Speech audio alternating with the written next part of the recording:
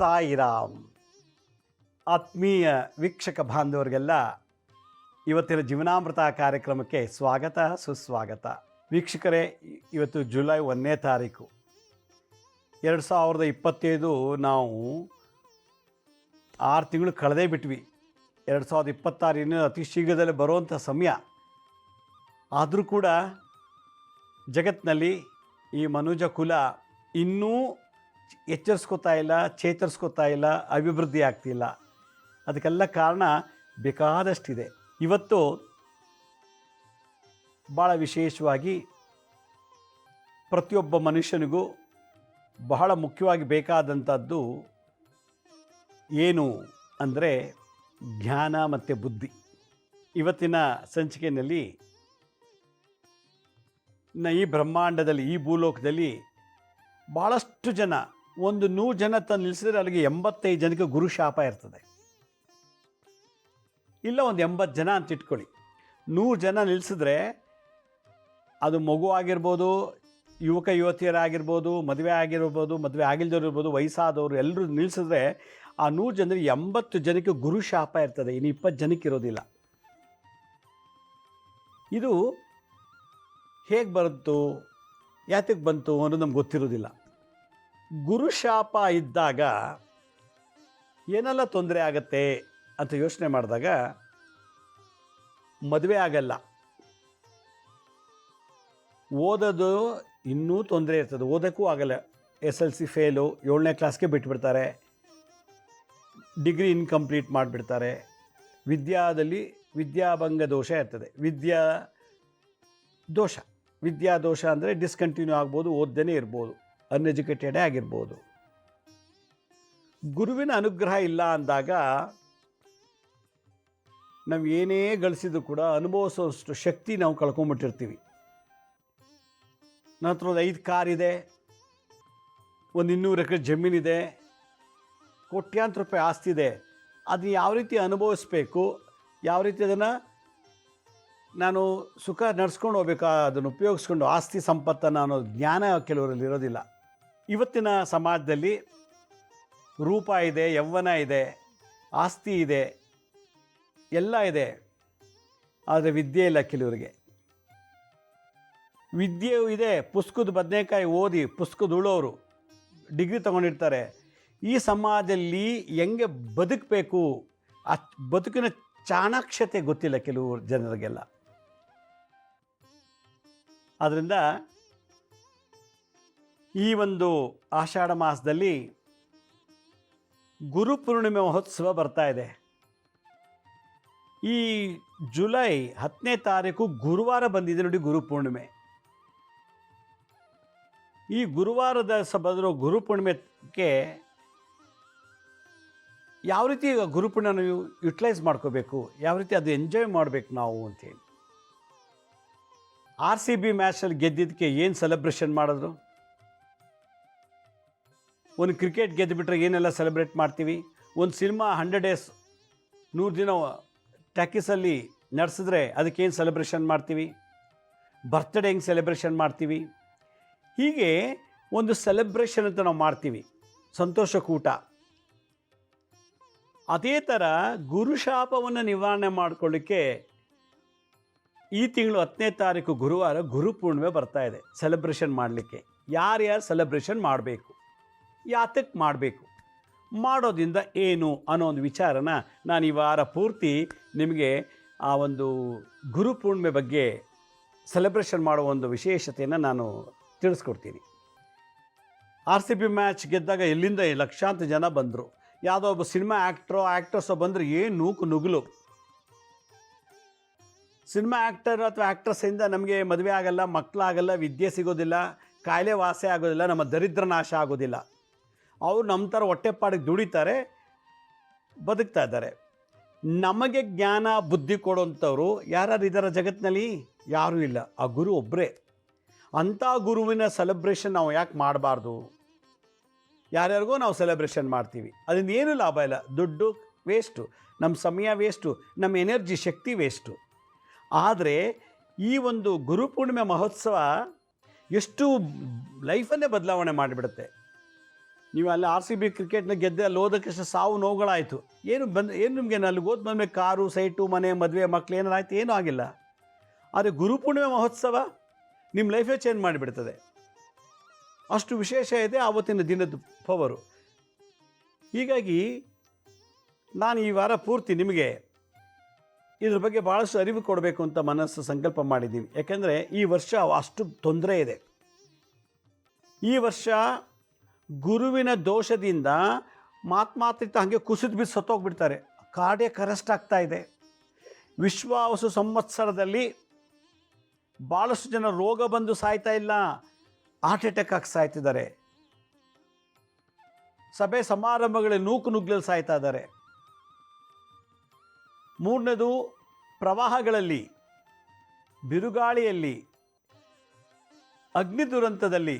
ಉದಾಹರಣೆಗೆ ಅಹಮದಾಬಾದ್ನಲ್ಲಿ flight accident ಆಯಿತು, ಅಗ್ನಿ ದುರಂತ. ಹೀಗೆ ಈ ವಿಶ್ವಾವಸು ಸಂವತ್ಸರ ಭಾಳಷ್ಟು ನಮಗೆ ತೊಂದರೆ ಮಾಡ್ತಾ ಇದೆ. ವಿಶ್ವಾವಸು ಅಂದರೆ ಗುರು ಅಂತ, ಅಷ್ಟವಸುಗಳು, 8 ಜನ ವಸುಗಳು ಇರುವಂಥ ಒಂದು ವಿಶೇಷವಾದಂಥ ವರ್ಷ ಈ ವಿಶ್ವಾವಸು ಸಂವತ್ಸರ. 1941ರಲ್ಲಿ ಏನಾಗಿತ್ತೋ ಅದೇ ಘಟನೆ ಈ 2025ರಲ್ಲಿ ನಡೀತಾ ಇದೆ. ಬೇಕಾದ್ರೆ ನೀವು ನ್ಯೂಸ್ ಪೇಪರ್ ತೆಗೆದು ನೋಡಿ, 1940ರಲ್ಲಿ ಏನೇನು ದುರ್ಘಟನೆಗಳಾಯಿತೋ ಅದೆಲ್ಲ ರಿಪೀಟ್ ಆಗ್ತಾ ಇದೆ ಈ ವರ್ಷ. ಏಕೆಂದರೆ ಈ ವರ್ಷ ಗುರುವಿನ ಗ್ರಹದ ಬಲ ಕ್ಷೀಣಿಸ್ತಾ ಇದೆ ಜಗತ್ತಿನಲ್ಲಿ. ಆದ್ದರಿಂದ ನಮಗೆ ಈ ವರ್ಷ ಯಾರ್ಯಾರು ಹುಡ್ತಾರೋ ಮಕ್ಕಳು, ಅವ್ರಿಗೆ ಎಲ್ಲೋ ಒಂದು ಕಡೆ ಗುರು ಶಾಪದಿಂದ ಹುಡ್ತಾರೆ. ಎಲ್ಲರೂ ಅಲ್ಲ, ಅವರ ಪೂರ್ವಜನ್ಮದ ಕರ್ಮದ ಅನುಸಾರವಾಗಿ. ಈ ವರ್ಷ ಎಷ್ಟೋ ಜನಕ್ಕೆ ಮದುವೆ ಆಗ್ತಿಲ್ಲ, ಗಂಡು ಹುಡುಗರಿಗೆ. ಎಷ್ಟೋ ಜನ ಹೆಣ್ಮಕ್ಳಿಗೆ ಮದುವೆ ಆಗ್ತಿಲ್ಲ. ಎಷ್ಟೋ ಜನ ಮದುವೆ ಆಗಿದ್ದಾರೆ, 3, 4, 5 ವರ್ಷ ಆಗಿದೆ, ಸಂತಾನ ಆಗ್ತಿಲ್ಲ. ಎಷ್ಟೋ ಜನ ಮದುವೆ ಆಗಿದೆ, ಕೋರ್ಟಲ್ಲಿ ಡೈವರ್ಸ್ ಕೇಸ್ಗೆ ಹೋಗಿದೆ. ಎಷ್ಟೋ ಜನ ಮದುವೆ ಆಗಿದ್ದಾರೆ, ಹೆಂಡ್ತಿನೇ ಗಂಡನ ಕೊಲೆ ಮಾಡಿದ್ದಾಳೆ. ತಾಲಿ ಕಟ್ತಾ ಇದ್ದಾನೆ, 3 ಗಂಟೆ ಆದ ತಕ್ಷಣ ಹಂಗೆ ಕುಸಿದು ಬಿದ್ದುಬಿಟ್ಟ. ಮೊನ್ನೆ ಯಾರೋ ನಾನು ಟಿ ವಿಲಿ ನೋಡ್ತಾ ಇದ್ದೆ. ಮದುವೆ ಆದ 3 ದಿನಕ್ಕೆ ಸತ್ತೋಗ್ಬಿಟ್ಟ. ಮದುವೆ ಆಗಿ 1 ವಾರಕ್ಕೆ ಹನಿಮನ್ಗೆ ಹೋದ, ಅವ್ನು ಸಾಯಿಸ್ಬಿಟ್ರು. ಮದುವೆ ಆಗಿದೆ, 1 ವರ್ಷ ಆಗಿದೆ, ಹೆಂಡ್ತಿ ಮತ್ತು ಅವಳು ಲವ್ವರ್ ಇಬ್ಬರು ಸಿಸಿ ಗಂಡನ್ನೇ ಕೊಲೆ ಮಾಡಿಸಿದ್ದಾಳೆ. ಯಾಕೆ ಇವತ್ತು ಪ್ರಪಂಚದಲ್ಲಿ ಗುರುವಿನ ಅನುಗ್ರಹ ಇಲ್ದೋರೋದ್ರಿಂದ ತುಂಬ ಅವಘಡಗಳು, ಅನಾಹುತಗಳಾಗ್ತಿವೆ ಅನ್ನೋದಕ್ಕೆ ಭಾಳಷ್ಟು ಉದಾಹರಣೆ ನಾನು ಕೊಡಲಿಕ್ಕೆ ಇಷ್ಟಪಡ್ತೀನಿ. ಗುರು ಅಂತಂದರೆ ಅಜ್ಞಾನವನ್ನು ನಾಶ ಮಾಡುವಂಥ ಒಂದು ಎನರ್ಜಿ. ಗುರು ಅಂದರೆ ದೇಹ ಅಲ್ಲ, ಗುರು ಅಂದರೆ ಒಂದು ಶಕ್ತಿ, ಅಗೋಚರ ಅಗಾಧವಾದಂಥ ಶಕ್ತಿ. ಅದು ನಮಗೆ ಸನ್ಮಾರ್ಗದಲ್ಲಿ ನಡ್ಕೊಂಡು ಹೋಗುವಂಥ ಒಂದು ಜ್ಞಾನವನ್ನು ಕೊಡುವಂಥ ಒಂದು ವಿಶೇಷವಾದ ಎನರ್ಜಿ ಲೆವೆಲ್. ಗುರು ಅಂದ ತಕ್ಷಣ ವೇಷಭೂಷಣ ಹಾಕ್ಕೊಂಡು ಎಲ್ಲ ಥರ ಆಭರಣಗಳು ಎಲ್ಲ ಹಾಕ್ಕೊಂಡು ಇದ್ದರೆ ಅದು ಗುರು ಅಂತಲ್ಲ. ಗುರು ಅಂದರೆ ಒಳಗಿನ ಬಹಿರಂಗದ ಬಾಹ್ಯ ಗುರುವಿನ ಹೊರಗಿನ ದರ್ಶನಕ್ಕಿಂತ ಒಳಗಿನ ದರ್ಶನದಲ್ಲಿ ಶಕ್ತಿ ಜಾಸ್ತಿ ಇರಬೇಕು ಅಂತ ಹೇಳುತ್ತೆ ಗುರು ಸಂಹಿತೆಯಲ್ಲಿ. ಪೂರ್ವ ಜನ್ಮದಲ್ಲಿ ಗುರುಗಳನ್ನು ಬುದ್ಧಿ ಇದೆ, ನನಗೆ ಬುದ್ಧಿ ಇದ್ರೂ ಕೂಡ ಗುರುಗಳು ಬೈಬಾರ್ದು, ಗುರುಗಳಿಗೆ ನಿಂದನೆ ಮಾಡಬಾರ್ದು, ಗುರುಗಳ ಬಗ್ಗೆ ಅಪಪ್ರಚಾರ ಮಾಡಬಾರ್ದು ಅನ್ನೋ ಗೊತ್ತಿದ್ದು ಕೂಡ ನಾನೇನು ಮಾಡ್ತೀನಿ, ಗುರುವನ್ನು ಕೆಟ್ಟದಾಗ ಬೈಯಕ್ಕೆ ಶುರು ಮಾಡಿಬಿಡ್ತೀನಿ. ಪ್ರತ್ಯಕ್ಷವಾಗಿ ಗುರುಗಳ ಮುಂದೆ ಹೋಗಿ ಬೈಯಕ್ಕೆ ಶುರು ಮಾಡಿಬಿಡ್ತೀನಿ.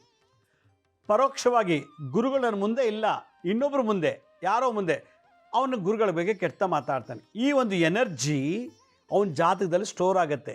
ಬೈದಿದ್ದು ಕರ್ಮ ಈ ಜನ್ಮದಲ್ಲಿ ಅವನು ಹುಡ್ತಾನೆ, ಮತ್ತೆ ಹುಡುಗನೋ ಹುಡುಗಿನೋ ಆಗೋ ಹುಡ್ತಾನೆ ಅವನ ಕರ್ಮಾನುಸಾರವಾಗಿ. ಹುಟ್ಟಿದ ಮೇಲೆ ಅವನಿಗೆ ಹುಟ್ಟದಾರಭ್ಯದಿಂದ ಗುರುಬಲ ಇರೋದಿಲ್ಲ, ಬಾಲಾರಿಷ್ಟದಲ್ಲೇ ಗುರುಬಲ ಇರೋದಿಲ್ಲ. ಗುರುಬಲ ಅಂದರೆ ಏನು, ಯಾತಕ್ಕೆ ಬೇಕು ಗುರುಬಲ ಅಂತಂದರೆ, ಒಂದು ವಿದ್ಯಾವಂತನಾಗಬೇಕು ಅಂದರೆ ಗುರುವಿನ ಬಲ ಇರಬೇಕು ಜಾತಕದಲ್ಲಿ. ಒಂದು ಮದುವೆ ಆಗಬೇಕು ಅಂದರೆ ಗುರುವಿನ ಬಲ ಜಾತಕದಲ್ಲಿ ಇರಬೇಕು. ಒಂದು ಮುಂಜಿ ಮಾಡ್ಕೋಬೇಕು, ಉಪನಯನ ಜನವರ ಹಾಕೋಬೇಕು ಅಂದರೆ ಗುರುವಿನ ಅನುಗ್ರಹ ಇರಬೇಕು, ಬಲ ಇರಬೇಕು. ಇದಲ್ದೇ ಕಾರು, ಸೈಟು, ಮನೆ, ಬಂಗ್ಲೆ ಇವೆಲ್ಲ ಅನುಭವಿಸೋಕ್ಕೆ ಗುರುಬಲ ಬೇಕು. ಕಾರು, ಸೈಟು, ಮನೆ ಎಲ್ಲ ಕೊಡೋನು ಶುಕ್ರ ಗ್ರಹ, ಲಕ್ಸುರಿ ಐಶ್ವರ್ಯ ಕೊಡೋದು ಶುಕ್ರ, ಎಲ್ಲ ಕೊಡ್ತಾನೆ, ಅನುಭವಿಸೋಕ್ಕೆ ಆಗೋದಿಲ್ಲ. ನಂತರ 200 ಎಕರೆ ಜಮೀನಿದೆ, ಕೋಟ್ಯಾಂತರ ಬರೆಯೋಕ್ಕೆ ಬರಲ್ಲ, ಒಂದ್ರ ಮುಂದೆ 0 ಹಾಕಿದ್ರೆ ಎಷ್ಟು ಅಂತ ಹೇಳಕ್ಕೆ ಬರಲ್ಲ. ಹೆಬ್ಬೆಟ್ಟು ಹೊತ್ತೀನಿ, ಗುರುವಿನ ಬಲ ಇಲ್ಲ. ವೈಭವ ಇದೆ, ಸೈಟು, ಕಾರು, ಬಲೆ ಎಲ್ಲ ಇದೆ, ಆದರೆ ಗುರುವಿನ ಅನುಗ್ರಹ ಇಲ್ಲ. ಗುರುಗಳನ್ನು ಹತ್ತಿರದಲ್ಲೇ ಆಗಲಿ, ದೂರದಲ್ಲೇ ಆಗಲಿ, ಪ್ರತ್ಯಕ್ಷವೇ ಆಗಲಿ, ಪರೋಕ್ಷವಾಗಿ ಆಗಲಿ, ಇಂಡೈರೆಕ್ಟಾಗಿ ಆಗಲಿ ನಿಂದನೆ ಮಾಡಿದರೆ ಅಂಥವನಿಗೆ ಅವನಲ್ಲಿ ಎಂಥ ರೂಪ ಇದ್ದರೂ, ಎಂಥ ಶ್ರೀಮಂತಿಕೆ ಇದ್ದರೂ ಕೂಡ ಅವನಲ್ಲಿ ಬುದ್ಧಿವಂತಿಕೆ ಕಮ್ಮಿ ಆಗಿಬಿಡ್ತದೆ. ಯಾವಾಗ ಯಾವ ಬಾಯಲ್ಲಿ ಗುರುಗಳನ್ನೆಲ್ಲ ಬೈತಾರೋ ಮನಸ್ಸಲ್ಲೂ ಬೈಬಾರ್ದಂತೆ. ನಿಮಗೆ ಗೊತ್ತಿಲ್ಲದಿರೋದನ್ನು ಗೊತ್ತು ಮಾಡಿಕೊಡ್ತಿರೋ ಗುರುಗಳು. ನನಗೆ ಗೊತ್ತಿಲ್ಲ, ಅದನ್ನು ತಿಳಿಸ್ಕೊಟ್ರು, ಆ ತಿಳಿಸ್ಕೊಟ್ಟವನೇ ಗುರು. ಗೊತ್ತಿಲ್ಲದನ್ನು ಗೊತ್ತುಪಡಿಸುವವನು ಗುರು. ನಮಗೆ ಸಕಾಲಕ್ಕೆ ಆಪತ್ಕಾಲದಲ್ಲಿದ್ದಾಗ ಮಾರ್ಗದರ್ಶನ ಕೊಟ್ಟು ನಮ್ಮನ್ನು ಕಾಪಾಡುವವನು ಗುರು. ಅಂಥ ಗುರುಗಳ ಮೇಲೆ ನಿಮ್ಮ ಹತ್ರ ಒಡವೆ ಕೇಳಲಿಲ್ಲ, ಆಸ್ತಿ ಕೇಳಲಿಲ್ಲ, ಬಟ್ಟೆ ಕೇಳಲಿಲ್ಲ, ಊಟ ಕೇಳಲಿಲ್ಲ, ಎಂಥದ್ದು ಕೇಳ್ದೇ ನಿಮಗಾಗಿ ಒಳ್ಳೇದು ಮಾಡುವಂಥ ವ್ಯಕ್ತಿ ಸಮಾಜದಲ್ಲಿ ಗುರು ಅಂತಿದ್ದಾಗ ಅಂಥ ಗುರುಗಳ ಬಗ್ಗೆ ನೀವು ಅಪಪ್ರಚಾರ ಮಾಡಿದಾಗ, ನಿಂದನೆ ಮಾಡಿದಾಗ, ಅಥವಾ ಅವ್ರ ಬಗ್ಗೆ ಕೆಟ್ಟಾಗಿ ನೀವು ಮಾತಾಡಿದಾಗ ಏನಾಗುತ್ತೆ, ನೆಕ್ಸ್ಟ್ ಬರ್ತಲ್ಲಿ ಅವನಿಗೆ ಗುರು ಶಾಪಕ್ಕೆ ಗುರಿ ಆಗ್ತಾನೆ, ಅವಿದ್ಯಾವಂತನ ಆಗಿಬಿಡ್ತಾನೆ. ತಂದೆ ತಾಯಿ ಜೋರಾಗಿ ಆಸ್ತಿ ಮಾಡಿದ್ದಾರೆ, ಮಗ 7ನೇ ಕ್ಲಾಸ್ ಫೇಲ್, ಅಪ್ಪ ಅಮ್ಮನ ಕೋಟ್ಯಾಂತರ ರೂಪಾಯಿ ಆಸ್ತಿ ಇದೆ, ಓದಲ್ಲ, ಕಾಲೇಜ್ಗೆ ಹೋಗಲ್ಲ. ಹೀಗೆ ಅವನು ಒಬ್ಬ ಪಂಡಿತನಾಗೋದಿಲ್ಲ, ವಿದ್ಯಾವಂತನಾಗಲ್ಲ, ಮೇಧಾವಿ ಆಗೋದಿಲ್ಲ. ಕಾರಣ ಗುರು, ಜ್ಞಾನ ಕೊಟ್ಟಂಥ ಗುರುಗಳ ಬಗ್ಗೆ ಕೆಟ್ಟ ಮಾತಾಡೋದ್ರಿಂದ. ಈ ಥರ ದೋಷ ಮಾಡಿ ನಾವು ಉಟ್ಬಿಟ್ಟಿರ್ತೀವಿ. ಈ ಜನ್ಮದಲ್ಲಿ ಹೈಟು, ವೆಯ್ಟು, ರೂಪ ಎಲ್ಲ ಚೆನ್ನಾಗಿರ್ತದೆ, ಎಜುಕೇಷನ್ ಇಲ್ಲ, ಆಸ್ತಿ, ಕಾರು, ಬಂಗ್ಲೆ ಎಲ್ಲ ಇರ್ತದೆ, ಆದರೆ ಅವನಿಗೆ ಅನುಭವಿಸೋಷ್ಟು ಜ್ಞಾನ ಇಲ್ಲ. ನನ್ನ ಮಗ ತುಂಬ ದಡ್ಡ, ಅವನಿಗೆ ಏನೂ ಗೊತ್ತಾಗ್ತಿಲ್ಲ, ಏನಪ್ಪ ಮಾಡೋದು, ನಾವು ಸತ್ರ ಅವನು ಹೆಂಗಪ್ಪ ಬದುಕ್ತಾನೆ, ಪ್ರತಿ ಸಲವೂ ನಾವು ಗೈಡ್ ಮಾಡಬೇಕು, ಸ್ವಂತ ಬುದ್ಧಿ ಉಪಯೋಗಿಸೋದಿಲ್ಲ, ಬೇರೆಯವ್ರ ಮಾತು ಕೇಳ್ತಾನೆ, ಅವನಿಗೆ ನಂದು ಇನ್ನೊಬ್ಬರ ಮಾತು ಸರಿಯೋ ತಪ್ಪು ಅಂತ ಚಿಂತನೆ ಮಾಡುವಂಥ ಒಂದು ಪಾಂಡಿತ್ಯ, ಬುದ್ಧಿವಂತಿಕೆ ಇಲ್ಲ. ಯಾವಾಗ ನಾವು ಗುರುಗಳನ್ನು ಪ್ರತ್ಯಕ್ಷವಾಗಿ ಅಥವಾ ಇಂಡೈರೆಕ್ಟಾಗಿ ನಾವು ಬೈದಿರ್ತೀವೋ ಅವಾಗೇನಾಗುತ್ತೆ, ಈ ಜನ್ಮದಲ್ಲಿ ಬುದ್ಧಿಕಾರಕ, ಬುದ್ಧಿಯನ್ನು ಕೊಡುವನು ಬುಧಗ್ರಹ. ಆ ಬುಧಗ್ರಹ ತುಂಬ ಡೌನ್ ಆಗಿಬಿಡ್ತಾನೆ, ನೀಚನಾಗಿಬಿಡ್ತಾನೆ. ಆ ಬುಧಗ್ರಹ ಜೊತೆಗೆ ಶನಿ ಸೇರ್ಕೊಂಡ್ಬಿಟ್ಟಿರ್ತಾನೆ. ಯಾವಾಗ ಬುಧ ಜೊತೆಗೆ ಶನಿ ಸೇರಿದ, ಶನಿ ದುಶ್ಚಟಗಳಿಗೆ ಕಾರಕ, ಕರ್ಮವನ್ನು ತಿಳಿಸುವಂಥವನು ಶನಿಗ್ರಹ. ಕರ್ಮ ಇದು, ಆ ಕರ್ಮ ಇದು ಒಳ್ಳೆ ಕೆಲಸ, ಇದು ಕೆಟ್ಟ ಕೆಲಸ ಅಂತ ಹೇಳುವಂಥವನು. ಆದರೆ ಬುಧ ಏನು ಮಾಡಿದ್ದಾನೆ, ಬ್ಲಾಂಕ್ ಆಗಿಬಿಟ್ಟಿದೆ. ಬ್ಲ್ಯಾಂಕ್ ಅಂದ್ರೇನು, ಮಂಕು. ಆದ್ದರಿಂದ ಅವನು ಎಲ್ಲ ಇದೆ, ದುಷ್ಟರ ಸವಾಸ ಸೇರಿ ಡ್ರಗ್ಸು, ಸ್ಮೋಕು, ಡ್ರಿಂಕ್ಸು ಎಲ್ಲ ಮಾಡ್ತಾನೆ. ವಿದ್ಯೆ ಒಂದಿಲ್ಲ, ಇನ್ನೆಲ್ಲ ಶೋಕಿ ಮಾಡ್ತಾನೆ, ಕುಡಿತಾನೆ, ಸೇತ್ತಾನೆ, ಕಣ್ಕೌಂಡ್ ಜೊತೆಲಿ ಹೋಗಿ ಮಲಗಿ ಹೆಣ್ಣಾಗಲಿ ಗಂಡಾಗಲಿ ಎಲ್ಲ ಚಟಗಳಿದೆ. ಶನಿ, ಬುಧನ ಜೊತೆಗೆ ಶನಿನೂ ಕೂಡ ನೀಚ, ಬುಧನೂ ನೀಚ ಆದಾಗ ಏನಾಗುತ್ತೆ, ದುಶ್ಚಟಗಳಿಗೆ ಭಾಗಿಯಾಗ್ತಾನೆ. ಅಪ್ಪ ನೋಡಿದ್ರೆ ಕೋಟ್ಯಾಂತರ ರೂಪಾಯಿ ಆಸ್ತಿ ಮಾಡಿಟ್ಟಿದ್ದಾನೆ, ಮಗ ಈ ರೀತಿ ಕಳ್ಕೊಂಡು ಹೊಟ್ಟೋಗ್ತಾನೆ, ಎಲ್ಲ ಲಾಸ್ ಮಾಡ್ತಾನೆ. ಯಾಕೆಂದರೆ ಬುಧ ಮಂಕಾಗಿದ್ದಾನೆ. ಶನಿ ಹುಚ್ಚನ, ಏನು ಕುಡಿಯೋ ಸೇದೋ ಅಂತ ಶನಿ ಬಾರು, ರೆಸ್ಟೋರೆಂಟು, ಕ್ಲಬ್ ಎಲ್ಲ ಕರ್ಕೊಂಡೋಗ್ಬಿಡ್ತಾನೆ ಶನಿಗ್ರಹ. ಯಾಕೆ ನೋಡಿ, ಒಂದು ಸಲ ಯಾವುದೋ ಒಂದು ಜನ್ಮ ಗುರು ಬೈದಿದ್ದಕ್ಕೆ ಈ ಜನ್ಮದಲ್ಲಿ ವಿದ್ಯೆ ಇಲ್ಲ, ಎಲ್ಲ ದುಶ್ಚಟಗಳಿಗೆ ಸಿಕ್ಕಾಕೊಂಡು ಎಲ್ಲ ಅವನು ಸಂಪಾದನೆ ಮಾಡಿದ್ದು ಕಳ್ಕೊತಾನೆ. ಪರಂಪರೆಯಾಗಿ ಪಿತ್ರಾರ್ಜಿತ ಆಸ್ತಿ ಇರ್ಬೋದು, ಅಪ್ಪನೇ ಸ್ವಂತ ಆಸ್ತಿ ಮಾಡಿಟ್ಟಿರ್ಬೋದು, ಅದನ್ನೆಲ್ಲ ಕಳ್ಕೊಂಬಿಡ್ತಾನೆ. ಕೊನೆಗೆ ಅವನು ಗುರುಶಾಪಕ್ಕೆ ಗುರಿಯಾಗಿಬಿಡ್ತಾನೆ. ಆಗ ಅವನು ಬುಟ್ಪಾತ್ ಆಗ್ತಾನೆ. ಆದ್ದರಿಂದ ಬುಧಗ್ರಹ ಶನಿಗ್ರಹಕ್ಕೆ ಶಾಂತಿ ಆಗಬೇಕು ಅಂತಂದರೆ ಗುರು ಪೂರ್ಣಿಮೆ ದಿವಸ ಗುರುವಿಗೆ ಸೇವೆ ಮಾಡಬೇಕು, ಗುರು ಸ್ಮರಣೆ ಮಾಡಬೇಕು, ಗುರುವಿನ ಬಗ್ಗೆ ಧ್ಯಾನ ಮಾಡಬೇಕು ಅಂಥೇಳಿ ದತ್ತಾತ್ರೇಯ ಸಂಹಿತೆ, ಗುರು ಸಂಹಿತೆಯಲ್ಲಿ ಹೇಳ್ತಾರೆ. ಮತ್ತು ಗುರುಗೀತದಲ್ಲಿ ಇದು ಕೇಳ್ತಾರೆ. ಬುಧ ಮತ್ತು ಶನಿಗೆ ಶಾಂತಿ ಮಾಡಬೇಕು ಅಂದರೆ ಒಂದು ಗುರು ಇಟ್ಕೋಬೇಕು, ಆ ಗುರು ಸೇವೆ ಮಾಡಬೇಕು, ಆ ಗುರು ಅನುಗ್ರಹ ಆದಷ್ಟು ಬಹಳ ಒಳ್ಳೆಯದು. ಯಾವಾಗ ಬುಧ ನೋಡೋಕ್ಕೆ ಚೆನ್ನಾಗಿದ್ದಾನೆ, ನೋಡೋಕ್ಕೂ ಚೆನ್ನಾಗಿದ್ದಾಳೆ, ಅವಳು ಏನು ಮಾಡ್ತಾಳೆ, ಸ್ಮೋಕ್ ಮಾಡ್ತಾಳೆ, ಅವಳು ಡ್ರಿಂಕ್ಸ್ ಮಾಡ್ತಾಳೆ, ಭಾಳಷ್ಟು ಕೆಟ್ಟ ಚಟುವಟಿಕೆಗಳಿರ್ತಾಳೆ, ಕೆಟ್ಟ ಕೆಲಸಗಳು ಮಾಡ್ತಿರ್ತಾಳೆ, ಕದಿಯೋದು, ಸುಳ್ಳು ಹೇಳೋದು ಎಲ್ಲ ಶನಿ ಮಾಡಿಸ್ತಾ ಇದ್ದಾನೆ. ಯಾಕತ್ತಾ, ನೀನು ಗುರುಗಳು ಅವಮಾನ ಮಾಡಿದೆಲ್ಲ, ಇವತ್ತು ಈ ಜನ ನಿನಗೆ ಎಲ್ಲ ಸ್ಟೇಜಲ್ಲಿ ಅವಮಾನ ಆಗ್ತಿರ್ತದೆ. ಕುಡುಕನಾಗಿ ನಿಂದನೆ ಮಾಡ್ತಾರೆ. ಏನೇನು ಕೆಟ್ಟ ಕೆಲಸ ಮಾಡ್ತೀವೋ ಅದೆಲ್ಲ ನಿನಗೆ ಆ ಗುರು ಬೈದಿದ್ದಕ್ಕೆ ಅದೆಲ್ಲ 10ರಷ್ಟು ರಿವರ್ಸ್ ಆಗ್ತಿರ್ತದೆ ಈ ಜನ್ಮದಲ್ಲಿ. ಆದ್ದರಿಂದ ಜನ್ಮದ ಗುರು ಶಾಪ ಈ ಜನ್ಮದಲ್ಲಿ ನಾವು ಸಫರ್ ಪಡ್ತಿರ್ತೀವಿ. ಆದ್ದರಿಂದ ಈ ಒಂದು ದೋಷ ನಿವಾರಣೆ ಆಗಬೇಕು ಅಂದರೆ ಏನು ಮಾಡಬೇಕು, ವೈಕುಂಠದಲ್ಲಿ ವಿದ್ಯೆ ಕೊಡುವವಳು ಲಕ್ಷ್ಮಿ, ಕೈಲಾಸದಲ್ಲಿ ವಿದ್ಯೆಯನ್ನು ಕಲಿಸುವಂಥ ಗುರು ಯಾರು? ದಕ್ಷಿಣಾಮೂರ್ತಿ. ಬ್ರಹ್ಮಲೋಕದಲ್ಲಿ ಸರಸ್ವತಿ. ಈ 3 ಎನರ್ಜಿ ಸೇರಿ ಗುರು ಆಗಿರ್ತಾರೆ. ಆದ್ದರಿಂದ ಯಾರು ಈ ರೀತಿ ಗುರುಗಳಿಗೆ ಬೈದಿರ್ತಾರೋ, ಪ್ರತ್ಯಕ್ಷವಾಗಿ ಅಥವಾ ಪರೋಕ್ಷವಾಗಿರ್ಬೋದು, ಬೇರೆ ಯಾವ ರೂಪದಲ್ಲಾದ್ರೂ ತೊಂದರೆ ಮಾಡ್ಕೊಂಡಿದ್ರೆ ಅವರು ಓದ್ ಜನ್ಮದಲ್ಲಿ ಅಥವಾ ಈ ಜನ್ಮದಲ್ಲಿ ಆ ರೀತಿ ಮಾಡಿದ್ರೆ ಇಮಿಡಿಯೇಟಾಗಿ ಈ ಜನ್ಮದಲ್ಲಿ ಆ ಗುರು ಶಾಪ ಕಳ್ಕೋಬೇಕು ಅಂತ ಗುರು ಪೂರ್ಣಿಮೆಯಲ್ಲಿ ಭಾಗವಹಿಸಿ ಸೇವೆ ಮಾಡಿ. ಇಲ್ಲ ನೆಕ್ಸ್ಟ್ ಬರ್ತಲೂ ಇದೇ ಆಗಿಬಿಡ್ತದೆ. ಹಾಗಾದರೆ ಈ ಗುರು ಶಾಪ, ಗುರು ಬಗ್ಗೆ ಅಪಪ್ರಚಾರ ಮಾಡಿದ ದೋಷಕ್ಕೆ ಏನು ಪರಿಹಾರ ಮಾಡ್ಕೋಬೇಕು ಅಂದರೆ, ಈ ತಿಂಗಳು 10ನೇ ತಾರೀಕು ಜುಲೈನಲ್ಲಿ ಗುರು ಪೂರ್ಣಿಮೆ ಬರ್ತಾ ಇದೆ. ಆಗ ಅಲ್ಲಿ ವಿದ್ಯಾಲಕ್ಷ್ಮಿ, ಜ್ಞಾನಲಕ್ಷ್ಮಿ, ಸರಸ್ವತಿ, ದಕ್ಷಿಣಾಮೂರ್ತಿಯರ ಒಂದು ಚೈತನ್ಯ ಶಕ್ತಿಯಾದಂಥ ಗುರುವಿನ ಅನುಗ್ರಹ ಆಗುವಂಥ ಒಂದು ವಿಶೇಷ ದಿನ. ಅದನ್ನು ನಾವು ಪ್ರಾಶಸ್ತ್ಯ ಮಾಡಿಕೊಂಡ್ರೆ ಅಟ್ಲೀಸ್ಟು ಇನ್ಮೇಲಾದ್ರೂ ನನ್ನ ವಂಶರು ಒಳ್ಳೆ ವಿದ್ಯಾವಂತರು ಹುಡ್ತಾರೆ, ಮೇಧಾವಿಗಳು, ಪಂಡಿತರು ಹುಡ್ತಾರೆ, ಗ್ರಾಜ್ಯುಯೇಟ್ಸ್, ಡಿಗ್ರಿ ಹೋಲ್ಡರ್ಸ್ ಹುಡ್ತಾರೆ. ಇಲ್ಲಾಂದರೆ ಅವಿದ್ಯಾವಂತರು, ಅಜ್ಞಾನಿಗಳು ಹುಡ್ತಾ ಬರ್ತಾರೆ ಗೋತ್ರದಲ್ಲಿ ಗುರು ಶಾಪ ಇರೋದ್ರಿಂದ. ಯಾರು ಈ ಜನ್ಮದಲ್ಲಿ ಗುರುಗಳ ಬಗ್ಗೆ ತುಂಬ ಕೆಟ್ಟಾಗಿ ಅಪಪ್ರಚಾರ ಮಾಡಿ ತೊಂದರೆ ಮಾಡಿ ಆ ಪುಣ್ಯ, ಆ ಕರ್ಮವನ್ನು ನಿಮ್ಮ ಅಕೌಂಟಿಗೆ ಕಟ್ಕೊಂಡು ಬಿಟ್ಟಿದ್ದೀರಾ ಆಗಲೇ, ಅಥವಾ ಹಿಂದೆ ಮಾಡಿದ್ದಕ್ಕೆ ಈ ಜನ್ಮ ಸಫರ್ ಪಡ್ತಿದ್ದೀರಾ, ಅದನ್ನು ಈ ಜೀವಂತವಾಗಿದ್ದಲ್ಲಿ ಅದನ್ನು ನಿವಾರಣೆ ಮಾಡ್ಕೊಂಡು ಮುಂದಿನ ಬರ್ತಗೋಬೇಕು. ಇಲ್ಲಾಂದರೆ ಅದು ಹಾಗೆ ಇತ್ತು ಅಂದರೆ ನೆಕ್ಸ್ಟ್ ಬರ್ತು ಅದೇ ಥರ ಹುಟ್ಬಿಡ್ತೀವಿ ಪುನಃ. ಅದರಿಂದ ಎಲ್ಲಿವರೆಗೂ ನಮ್ಮ ಅಕೌಂಟಲ್ಲಿ ಕರ್ಮ ಝೀರೋ ಆಗಲ್ವೋ ಅಲ್ಲಿವರೆಗೂ ಹುಡ್ತಾ ಇರ್ತೀವಿ. ಯಾವಾಗ ಝೀರೋ ಆಯಿತು ಮುಕ್ತಿ ಅಥವಾ ಮೋಕ್ಷಕ್ಕೆ ಹೋಗುತ್ತಾನೆ ಅಂತ ಗರುಡ ಪುರಾಣದಲ್ಲಿ ಭಗವಾನ್ ಮಹಾವಿಷ್ಣು ಗರುಡರಿಗೂ ಉಪದೇಶ ಮಾಡ್ತಾರೆ. ಯಾರು ಗುರುಗಳಿಗೆ ಈ ಥರ ನಿಂದನೆ ಮಾಡಿ ಬೈದಿರ್ತಾರೋ ಅಂಥವರು ದಕ್ಷಿಣಾಮೂರ್ತಿಗೆ ಪ್ರಾರ್ಥನೆ ಮಾಡಬೇಕಂತೆ. ಅದಕ್ಕೆ ಏನು ಮಾಡಬೇಕು? ಕಡಲೆಕಾಯಿ ಬೀಜ ಅಂದರೆ ನಾವು ಚಿತ್ರಾನ್ನ ಮತ್ತು ಪುಳಿಯೋಗರೆಗೆಲ್ಲ ಹಾಕ್ತೀವಿ ನೋಡಿ, ಕಡಲೆಕಾಯಿ ಬೀಜ ಕೈಗೆ ತೊಗೋಬೇಕು. ಒಂದು ಅರ್ಧ kg 1/4 kg ತೊಗೊಂಬಿಟ್ಟು ದಕ್ಷಿಣಕ್ಕೆ ಮುಖ ಮಾಡಿ ಓಂ ನಮೋ ಭಗವತೆ ದಕ್ಷಿಣಾಮೂರ್ತಿಗೆ ಮಹ್ಯಂ.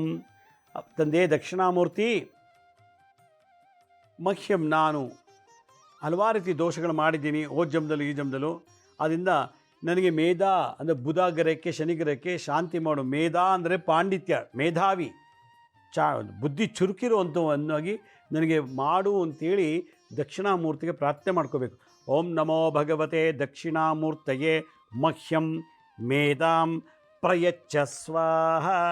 ಓಂ ನಮೋ ಭಗವತೆ ದಕ್ಷಿಣಾಮೂರ್ತಯೇ ಮಹ್ಯಂ ಮೇಧಾಂ ಪ್ರಯಚ್ಛ ಸ್ವಾಹ. ಓಂ ನಮೋ ಭಗವತೆ ದಕ್ಷಿಣಾಮೂರ್ತಯೇ ಮಹ್ಯಂ ಮೇಧಾಂ ಪ್ರಯಚ್ಛ ಸ್ವಾಹ. ಮೇಧಾಂ ಪಾಂಡಿತ್ಯ, ಚಾಣಕ್ಷತೆ, ಲವಲವಿಕೆ, ಬುದ್ಧಿ ಚುರುಕಾಗಿರುತ್ತದೆ. ಈ ಮಂತ್ರ ಹೇಳೋದ್ರಿಂದ ಬುಧಗ್ರಹ ಮತ್ತು ಶನಿಗ್ರಹ ಶಾಂತಿ ಆಗುತ್ತೆ. ಆಗ ಎಷ್ಟೇ ಸಲ ಕೂಗಿದ್ರು ಆನಂದವಾಗಿ, ಏನೇ ಕೆಲಸ ಮಾಡಿದ್ರು ಆನಂದವಾಗಿ, ಎಷ್ಟೋ ಆನಂದವಾಗಿ ನಮ್ಮ ಬದುಕು ನಡೆದೋಗುತ್ತೆ. ಇದು ದಕ್ಷಿಣಾಮೂರ್ತಿಯ ಒಂದು ವಿಶೇಷವಾದಂಥ ಮಂತ್ರ, ಶಿವನ ಒಂದು ಪ್ರತಿರೂಪ ಅಂತ ಕರೀತಾರೆ ಇದು. ಆದ್ದರಿಂದ ದಕ್ಷಿಣಾಮೂರ್ತಿ ಯಾರು? ಕೈಲಾಸದಲ್ಲಿ ಎಜುಕೇಷನ್ ಮಿನಿಸ್ಟ್ರು, ವೈಕುಂಠದಲ್ಲಿ ವಿದ್ಯಾಲಕ್ಷ್ಮಿ ಎಜುಕೇಷನ್ ಮಿನಿಸ್ಟ್ರು, ಬ್ರಹ್ಮಲೋಕದಲ್ಲಿ ಸರಸ್ವತಿ ಎಜುಕೇಷನ್ ಮಿನಿಸ್ಟ್ರು. ಈ 3 ಜನ ಶಕ್ತಿಗೂ ಸಮತೋಲನವಾಗಿ ಇಟ್ಕೊಂಡು ಕಾಪಾಡುವಂಥದ್ದು ಭೂಮಿಲಿ, ಈ ಬ್ರಹ್ಮಾಂಡದಲ್ಲಿ ದಕ್ಷಿಣಾಮೂರ್ತಿ. ಆದ್ದರಿಂದ ಈ ಮಂತ್ರ ಯಾರು ಜಪ ಮಾಡ್ತಾರೋ ಆ ಕಡಲೆಕಾಯಿ ಬೀಜ ಇಟ್ಕೊಂಡು ಅದನ್ನು ಪ್ರತಿ ಗುರುವಾರ ಇಟ್ಕೊಂಡು ಜಪ ಮಾಡಿ, ಅದನ್ನು ಯಾವುದಾದ್ರು ಗುರು ಸಾನ್ನಿಧ್ಯದಲ್ಲಿ ಬಾಬಾವ್ರ ಮಂದಿರ, ದತ್ತಾತ್ರೇಯ ದೇವಸ್ಥಾನ ಅಲ್ಲಿ ಹೋಗ್ಬಿಟ್ಟು ಆ ಕಡಲೆಕಾಯಿನ ಎಲ್ರಿಗೂ ಬಾಗಿಲಲ್ಲಿ ನಿಂತು ಹಂಚಿಬಿಡ್ಬೇಕು. ಆಗ ಬುದ್ಧಿ ಚುರುಕಾಗತ್ತೆ, ಮೇಧಾವಿ ಪಂಡಿತನಾಗ್ತಾನೆ. ಈ ವರ್ಷ ಜುಲೈ 10ನೇ ತಾರೀಕು ಗುರುಪೂರ್ಣಿಮೆ ಬಂದಿರೋದ್ರಿಂದ ನಮ್ಮ ಶಿರಡಿ ಸಾಯಿ ಭಿಕ್ಷಾ ಕೇಂದ್ರ ತುಮಕೂರು ಬ್ರ್ಯಾಂಚಿಂದ, ತುಮಕೂರು ಶಾಖೆಯಿಂದ ನಾವು ಈ ಗುರುಪೂರ್ಣಿಮೆ ಮಹೋತ್ಸವನ ಆಚರಣೆ ಮಾಡ್ತಾಯಿದ್ದೀವಿ ತುಮಕೂರಿನಲ್ಲಿ. ಇದು ಎಲ್ಲಿ ನಡೀತೆ ಅಂತಂದರೆ ಸಿದ್ಧಿವಿನಾಯಕ ಸಮುದಾಯ ಭವನ ಅಂತ, ಸಿದ್ಧಿವಿನಾಯಕ ಸಮುದಾಯ ಭವನ, ವಿನಾಯಕ ನಗರ 3ನೇ ಕ್ರಾಸ್ನಲ್ಲಿ ತುಮಕೂರಲ್ಲಿ ಇದೆ. ಇದು ರೈಲ್ವೆ ಸ್ಟೇಷನ್ ಬಸ್ ಸ್ಟ್ಯಾಂಡ್ಗೆ ಹತ್ರ. ಆ ಸ್ಕ್ರೀನ್ ಮೇಲೆ ನಾವು ನೋಡಿ ತೋರಿಸ್ತಾ ಇದ್ದೀವಿ ಅಡ್ರೆಸ್ಸು. ಅಲ್ಲಿ ಬೆಳಗ್ಗೆ 6ರಿಂದ ಮಧ್ಯಾಹ್ನ 2:30-3 ಗಂಟೆ ತನಕ ನಡೀತದೆ. ಅವತ್ತು ನಾವು ಈ ಗುರುವನ್ನ ಎಲ್ಲ ಗುರು ಪರಂಪರೆ ಆದಿಗುರು ದತ್ತಾತ್ರೇಯರನ್ನ ಕಳಶದಲ್ಲಿ ಆವಾಹನೆ ಮಾಡಿ ಸುದರ್ಶನ, ಲಕ್ಷ್ಮೀ ನರಸಿಂಹ, ಮೃತ್ಯುಂಜಯ ಇವನ್ನೆಲ್ಲರೂ ಆವಾಹನೆ ಮಾಡಿ ಅವರಿಗೆ ನಾವು 21 ವೆರೈಟಿ ಅಭಿಷೇಕ ಮಾಡಿ 1008 ಮಂತ್ರದಲ್ಲಿ ಅರ್ಚನೆ ಮಾಡಿ ಆಮೇಲೆ ಹೋಮಗಳು ಮಾಡ್ತೀವಿ. ಭಾಳ ವಿಶೇಷವಾದ ಬೀಜ ಮಂತ್ರ ಮಾಲಮಂತ್ರದಿಂದ ಹೋಮ ಮಾಡಿ ಆಮೇಲೆ ಮಧುಕರಿ ಅಂತೇಳಿ ಭಿಕ್ಷೆ, ಗುರು ಭಿಕ್ಷೆ, ಈ ರೀತಿ ಗುರುಗಳು ಬೈದು ಅದನ್ನು ಗುರುವಿಂದ ಅದನ್ನು ಸ್ವೀಕರಿಸಬೇಕು ಆ ಭಿಕ್ಷೆನ. ಆಗ ಅವನಿಗೆ ಜೀವನದಲ್ಲಿ ಗುರುಗ್ರಹ ಬಲ ಕೊಟ್ಟು ವ್ಯಾಪಾರ ವ್ಯವಹಾರದಲ್ಲಿ, ವಿವಾಹದಲ್ಲಿ, ಸಂತಾನದಲ್ಲಿ ಎಲ್ಲದರಲ್ಲೂ ಅಭಿವೃದ್ಧಿ ಆಗುತ್ತೆ. ಆದ್ದರಿಂದ ಯಾರಿಗೆ ಮದುವೆ ಆಗಿಲ್ಲ, ಯಾರಿಗೆ ಮಕ್ಕಳಾಗಿಲ್ಲ, ಯಾರು ಓದೋದ್ರಲ್ಲಿ ತೊಂದರೆ ಇದೆ, ಮತ್ತು ಹಲವಾರು ಬಾರಿ ಮದುವೆ ಆಗೋದು, ಅತಿ ದಡ್ಡರು, ವಿದ್ಯಾರ್ಥಿಗಳಲ್ಲಿ ಜೀವನದಲ್ಲಿ ತುಂಬ ಫೇಲ್ ಆಗ್ತಿರೋದು, ಸಬ್ಜೆಕ್ಟಲ್ಲಿ ಓದಲು ಆಸಕ್ತಿ ಕಮ್ಮಿ, ಈ ಥರ ಎಲ್ಲ ಗುರುವಿನ ದೋಷ ಯಾರಿರ್ತದೋ ಅಂಥವರು 10ನೇ ತಾರೀಕು ತುಮಕೂರಿಗೆ ಬಂದು ಆ ಗುರುಪೂರ್ಣಿಮೆಯಲ್ಲಿ ಭಾಗವಹಿಸಿ ಮಧುಕರಿ ಅಂದರೆ ಭಿಕ್ಷೆ, ಅವತ್ತು ನಾವು ವರ್ಷಕ್ಕೆ 2 ಸಲ ಭಿಕ್ಷೆ ಕೊಡ್ತೀವಿ. ಒಂದು ಗುರುಪೂರ್ಣಿಮೆ ಮತ್ತು ದತ್ತ ಜಯಂತಿ ದಿವಸ. ಈ ಒಂದು ಆಷಾಢ ಮಾಸದಲ್ಲಿ, ಈ ವಿಶ್ವಾವಸು ಸಂವತ್ಸರದಲ್ಲಿ ಎಲ್ಲ ವಸುಗಳು, ಎಲ್ಲ ಗುರುಗಳು ನಿಮ್ಗೆ ಆಶೀರ್ವಾದ ಆಗಲಿ ಅಂಥೇಳಿ ಅವತ್ತು ನಾವು ಭಿಕ್ಷೆ ಕೊಡ್ತೀವಿ. ಇದು ಕಾರ್ಯಕ್ರಮ ಉಚಿತ. ಇದು ನಾವು ಇವ್ರ ಹತ್ರ ಭಿಕ್ಷೆ ಬೇಡಿ ಈ ಕಾರ್ಯಕ್ರಮವನ್ನು ಮಾಡ್ತಾಯಿದ್ದೀವಿ.